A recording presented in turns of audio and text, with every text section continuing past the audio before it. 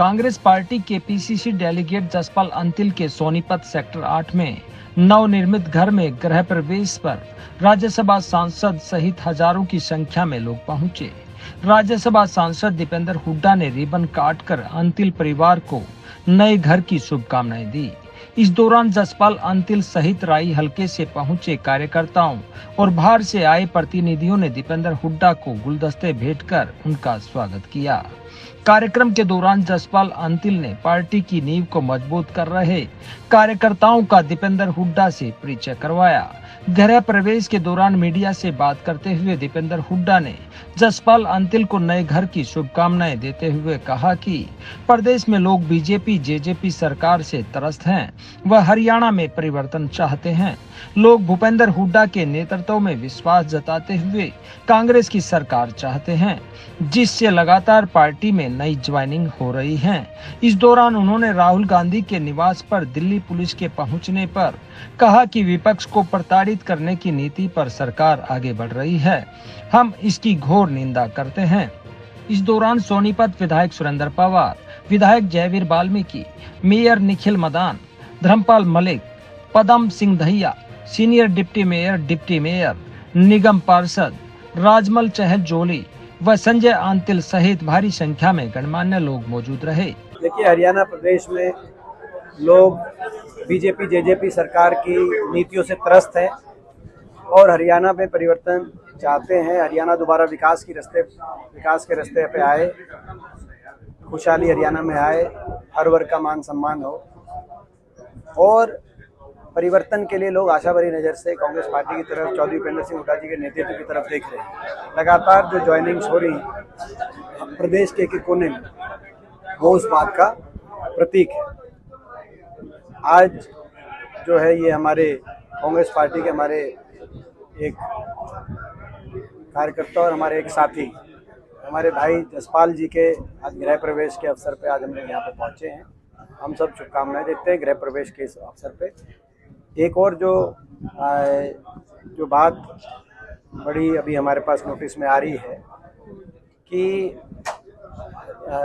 Delhi police Rahul ji के घर में पहुंची है कुछ पूछताछ करने के लिए। किस विषय पे सारी जानकारी देने के बाद हम कमेंट करेंगे, लेकिन ये कहीं ना कहीं विपक्ष को प्रताड़ित करने की नीति पे सरकार आगे बढ़ रही है। हम इसकी घोर निंदा करते हैं। कुछ ऐसा कोई आपराधिक कोई उनका जो कोई बात नहीं है जिसमें यूँ दिल्ली पुलिस किसी घर पे पहुंचे और यूँ पूछताछ करने का काम करे या क्या कार्रवाई करने दिल्ली पुलिस गई है।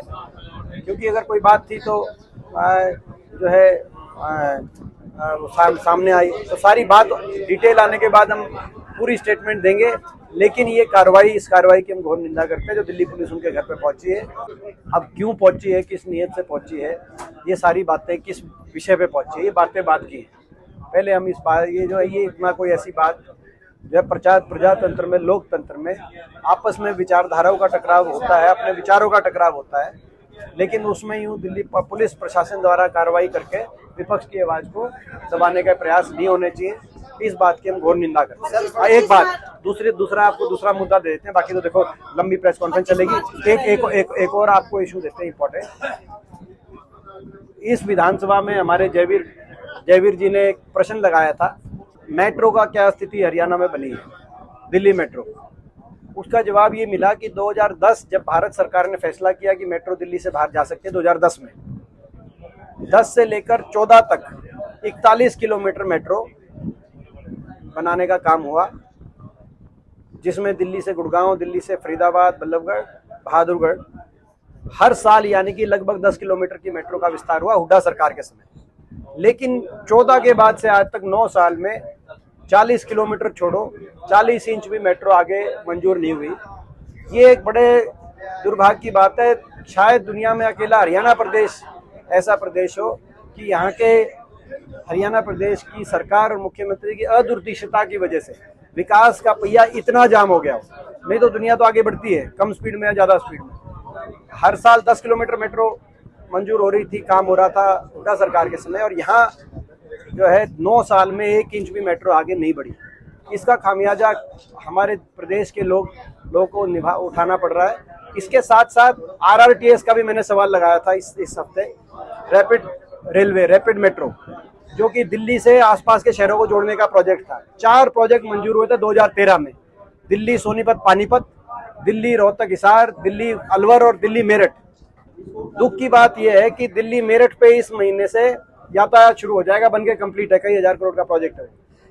यूपी सरकार ने तैयार करवा लिया, जो यूपी हमसे पीछे मनाता था विकास के मामले में।